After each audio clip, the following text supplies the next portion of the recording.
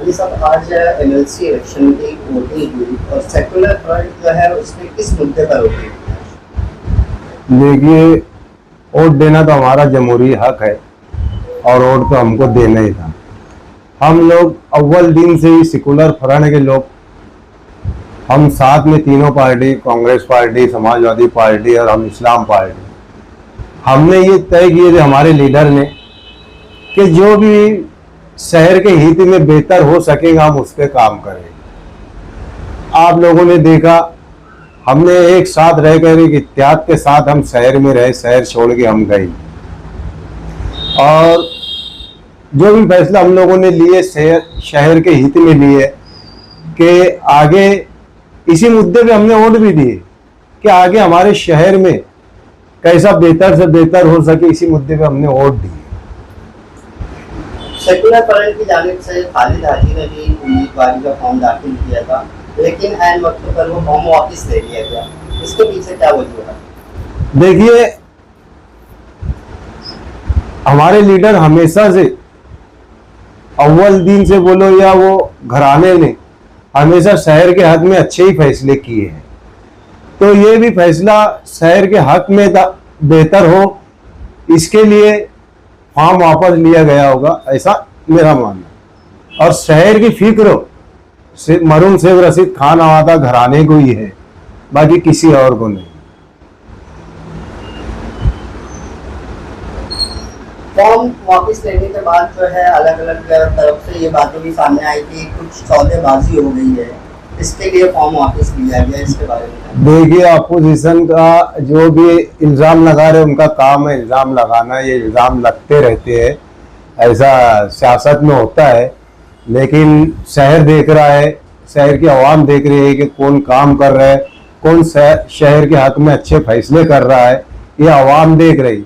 इल्ज़ाम लगाने वाले लोग क्या है, वो बोलते ना, तुम आफ्ताब में कीड़े निकालते रहना, ऐसा कोई शहर है ना तुम कीड़े निकालते रहना, मैं जमाने पे छा जाऊंगा। ऐसे हमारे शेख रशीद मरूम शेख साहब के घराने के लोगों का है, बहुत इल्जामात लगते रहेंगे, उससे क्या वो कोई परवाह नहीं इल्जामात की। अब एमएलसी इलेक्शन की आचार संहिता भी खत्म हो चुकी है, आगे कामकाज को लेकर क्या मंसूबा बनी? अल्हम्दुलिल्लाह, मैं ऐसा समझता हूँ हमारे लीडर की जो हिकमत अमली है ना, वो शहर देखेगा कि काम कैसे होगी। हमारा लीडर ने हमको सब बता दिए, शेख आसिफ साहब ने, कि सेकुलर फ्रंट बनाकर सब एक साथ रहकर हम लोगों को शहर के लिए कितना बेहतर से बेहतर करते आएगा वो हम लोग करें। अभी स्कूल जो है वो दोबारा शुरू हो चुकी है और सेकुलर फ्रंट के जानिब से ये कही गई थी कि कुछ स्कूलों को गोद लेकर उनको मॉडल स्कूल जो है वो बनाया जाएगा। तो इसकी शुरुआत कहाँ से होगी और कब होगी? बड़ा आचार संहिता खत्म हो गई है, अब अल्हम्दुलिल्लाह अब उस पर हिकमत अमली तैयार करके जैसी बजट तरतूब होगा उसके बाद है ना 2 महीने के अंदर अंदर आप लोग देखेंगे काम की शुरुआत। शहर में ऐसी 10 स्कूलों को मॉडल बनाने का शेख आसिफ साहब ने ये अज़्म लेकर कि स्कूलों को अपन मॉडल बनाना है, ऐसी 10 स्कूल उन्होंने काउंटिंग भी कर लिए कौन कौन सी स्कूल अपनों को इस साल बनाना है।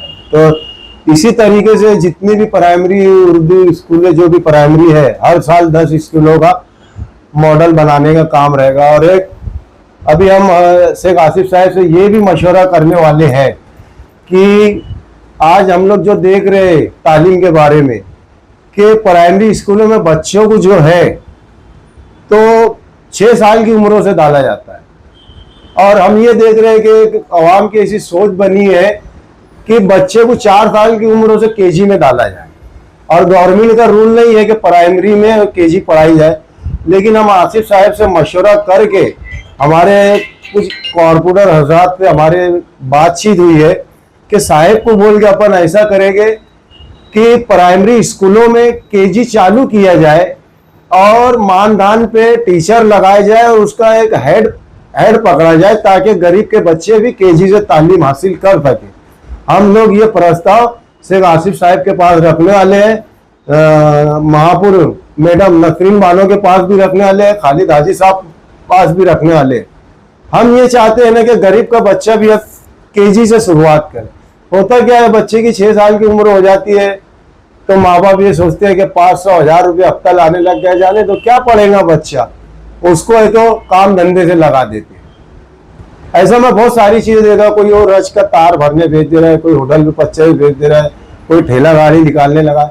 लेकिन जब ये शुरुआत अगर हो गई, मैं तो दुआ करूंगा शेख आसिफ साहब अभी तालीम पे ज्यादा से ज्यादा तवज्जो दे रहे हैं। आपने देखे कॉलेज भी खोले अभी, दारुल यतामा मदरसा भी यतीम बच्चियों का खोले है, तो तालीम पे हमारे लीडर का पूरा फोकस है। तो हम ये बात भी उनके सामने रखेंगे कि प्राइमरी स्कूलों को बनाकर उसमें क्लासें बढ़ाकर, ना किसी प्राइवेट वाले को देते हुए ये स्कूलों को है ना केजी से शुरुआत की जाए। इसका हेड हम महानगर पालिका में पकड़ के और मानधान पे टीचर लगाए जाए, ये हम रखने वाले कुछ कारपोरेटर शास्त्र। 11,000 कॉलोनी को लेकर आप काफी महीनों से सरगर्म और फिक्रमंद थे, तो वो मामला कहाँ तक पहुंचा? अभी अल्हम्दुलिल्लाह वहां पर देखिए हॉस्पिटल चालू हो गया है ना। जो गड्ढे का पानी जमा होता था पेचेस में, वो नहीं देखे आपने, वो चीज खत्म हो गई। दूसरी बात, वहां पर जो पावर का मसला था, केबल बार बार जलती थी, केबल 8-8 दिन 4-4 दिन पावर बंद रहती थी, वो मसला खत्म हो गया। अभी खालिद हाजी साहब ने अभी बजट ना होते हुए वहां पर अल्ताफ बेग साहब है, उन्होंने जालियों का रेलिंग का काम चालू कर दी। यानी खालिद हाजी साहब हो, महापुर मैडम हो या आसिफ साहब हो, ऐसा देख रहे कि यहाँ पर एकदम हंगामी तौर पर काम करना जरूरी है, तो वो ये नहीं देख रहे कि बजट आया नहीं आया। जैसा कि हमने अभी रजियाबाद में पाइपलाइन डाले, पानी की बहुत तकलीफ थी, पाइपलाइन वहां पर आई है, ये सब एडवांस में काम किया। अभी ये रोड पे जो जितने भी 5-7 स्लैब थे वो मैंने खुद एडवांस में कर दिया, वो जब आएगा बजट देखेंगे। और कारपोरेटर का इतना तो हक बनता है, अगर अवाम ने कारपोरेटर के ऊपर भरोसा की है तो उसको इतना छोटा मोटा काम नहीं देखना चाहिए, कर देना। देखे बाद में मिला वाह वाह, नहीं मिला वाह।